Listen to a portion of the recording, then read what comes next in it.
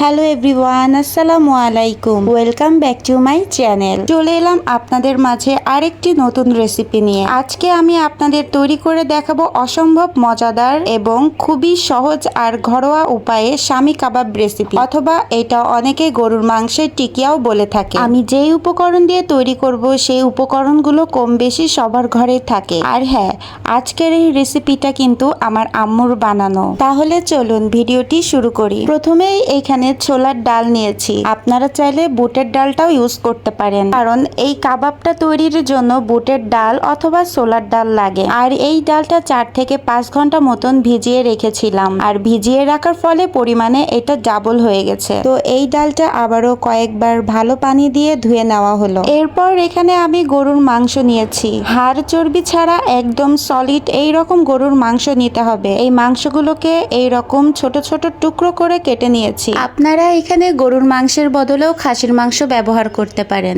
আগে থেকে মাংসগুলো ধুয়ে নিয়েছিলাম, তারপরও আরেকবার ভালো করে ধুয়ে নিলাম। এরপর একটা কড়াইয়ের ভেতরে ছোলার ডাল দিয়ে দিচ্ছি, সাথে কেটে রাখা মাংসগুলো দিয়ে দিলাম। এইবার এখানে মশলার জন্য নিয়েছি জিরা বাটা, আদা বাটা, 3 টুকরা দারচিনি আর একটা তেজপাতা। এই সব উপকরণগুলো এর ভেতরে দিয়ে দিচ্ছি, আর সাথে স্বাদ মতো লবণ দিয়ে সব উপকরণগুলো একসাথে মিশিয়ে নিচ্ছি। খুব ভালোভাবে মেশানো হয়ে গেলে এর ভেতরে পরিমাণ মতো পানি অ্যাড করব। পানিটা কিন্তু আপনারা খুব বেশি অ্যাড করতে যাবেন না। এখানে খুবই সামান্য পরিমাণে পানি অ্যাড করেছি, কারণ এখানে মাংস থেকেও এক্সট্রা পানি বের হবে। সবকিছু একসাথে ভালোভাবে নাড়াচাড়া করে এখন আমি ঢাকনা দিয়ে ঢেকে দিব। দেখুন, বেশ কিছুক্ষণ ঢাকনা দিয়ে ঢেকে রাখার পরে আমার ডাল আর মাংস অনেক ভালোভাবে সিদ্ধ হয়ে গেছে। ডাল আর মাংসটা যত ভালোভাবে সিদ্ধ হবে তত এটা বাটতে বা ব্লেন্ড করতে সুবিধা হবে। এখন আমি এই সিদ্ধ করা ডাল আর মাংসগুলো ব্লেন্ডার করে নিব।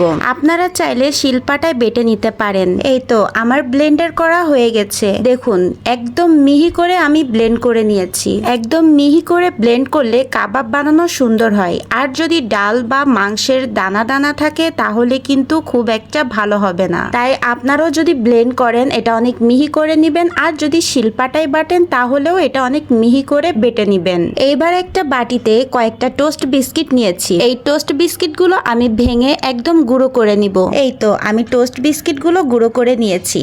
আপনারা চাইলে এটা স্কিপও করতে পারেন, বাট আমার কাছে মনে হয় যে এই টোস্ট বিস্কিটের গুঁড়োর সাথে যদি কাবাবটা মেশানো হয় তাহলে এর স্বাদটা কিন্তু অনেক পারফেক্ট হয়। এবার এর মধ্যে যেই উপকরণগুলো দিব সেগুলো একসাথে করে নিয়েছি।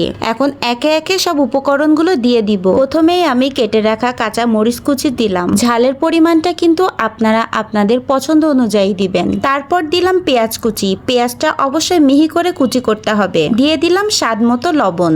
এখন খুব ভালোভাবে সবকিছু একসাথে মেখে নিব। আপনারা হাত দিয়ে এটা খুব ভালো করে মেখে নিবেন। খুব ভালোভাবে মাখানো হয়ে গেলে এখন হাতে তেল লাগিয়ে কাবাবগুলো বানিয়ে নিব। আর যতটা সম্ভব হবে ছোট করে বানিয়ে নেওয়ার চেষ্টা করব। এর ফলে তাড়াতাড়ি ভাজা হয়ে যাবে। আপনারা আপনাদের পছন্দ অনুযায়ী কাবাবের শেপ করে নিতে পারেন, কিন্তু এটা খুব বেশি মোটা বা চ্যাপ্টা করবেন না। সুন্দর একটা শেপ করে বানিয়ে নেবেন। দেখুন, একে একে আমার সব কাবাবগুলো কিন্তু বানানো হয়ে গেছে।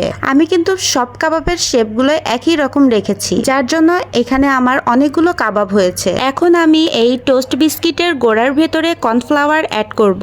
কর্নফ্লাওয়ারটা অ্যাড করে টোস্ট বিস্কিটের গোড়ার সাথে ভালোভাবে মিশিয়ে নিব। কর্নফ্লাওয়ারটা আপনারা যে কোনো দোকানেই পেয়ে যাবেন। যদি মনে করেন এটা স্কিপ করবেন তাহলে এটা স্কিপও করতে পারেন। এখন আমার তৈরি করে রাখা কাবাবগুলো এই টোস্ট বিস্কিটের সাথে মিশিয়ে নিব। এটা কিন্তু প্রথমেই ডিমে দেওয়া যাবে না, আগে বিস্কিটের গোড়ার সাথে এইভাবে লাগিয়ে রাখতে হবে। শুধু তাই না, এইরকম টোস্ট বিস্কিটের সাথে লাগিয়ে আপনারা চাইলে ডিপ ফ্রিজেও সংরক্ষণ করতে পারেন। যখন দরকার হবে শুধু ডিমের সাথে মাখিয়ে ভেজে নিলেই হয়ে যাবে। তাই শুধু ফ্রিজে সংরক্ষণ করতে চাইলে শুধু বিস্কিটের গোড়া লাগিয়ে সংরক্ষণ করে রাখতে পারবেন। একে একে আমার সব কাবাবগুলোর সাথে বিস্কিটের গোড়া লাগানো হয়ে গেছে। এইবার একটা বাটিতে ডিম নিয়েছি। ডিমটা খুব ভালো করে ফেটিয়ে নিয়েছি। ডিমটা ভালোভাবে ফাটানো হয়ে গেলে এইবার একটা কড়াইয়ে ভালো করে তেল গরম করে নিয়েছি। এখন একটা একটা করে ডিমের ভেতরে চুবিয়ে তেলের উপর ছেড়ে দিচ্ছি। কাবাবটা কিন্তু এপিট ওপিট করে খুব ভালোভাবে ডিমের সাথে মাখিয়ে নিবেন। এমন ভাবে মাখাবেন যাতে কাবাবের সাথে যেন ডিমটা ভালোভাবে মেখে যায়।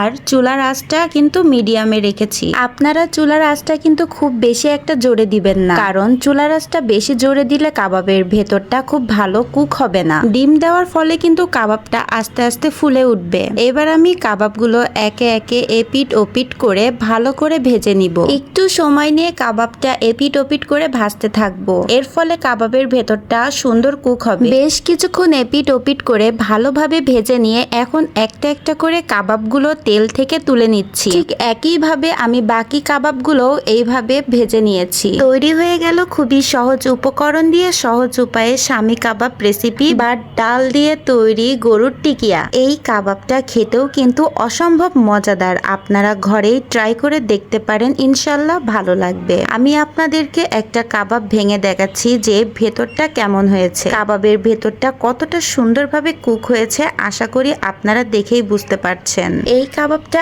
আপনারা এমনিও খেতে পারেন, আবার বিরিয়ানি ভাতের সাথেও কিন্তু পরিবেশন করতে পারেন। ঘরোয়াভাবে খুবই সহজ একটা রেসিপি। আপনারাও কিন্তু অবশ্যই বাসায় ট্রাই করবেন, আর কেমন হয়েছে সেটা কিন্তু আমাকে কমেন্টে জানাতে ভুলবেন না। যারা এখনো আমার চ্যানেলটি সাবস্ক্রাইব করেনি তারা অবশ্যই কিন্তু আমার চ্যানেলটি সাবস্ক্রাইব করে দিবেন। আজকের এই ভিডিওটি ছিল এই পর্যন্ত। এই ভিডিওটি ভালো লাগলে অবশ্যই লাইক, কমেন্ট ও শেয়ার করে দিবেন। দেখা হবে পরের কোনো ভিডিওতে। সবাই ভালো থাকবেন, সুস্থ থাকবেন। আল্লাহ হাফেজ।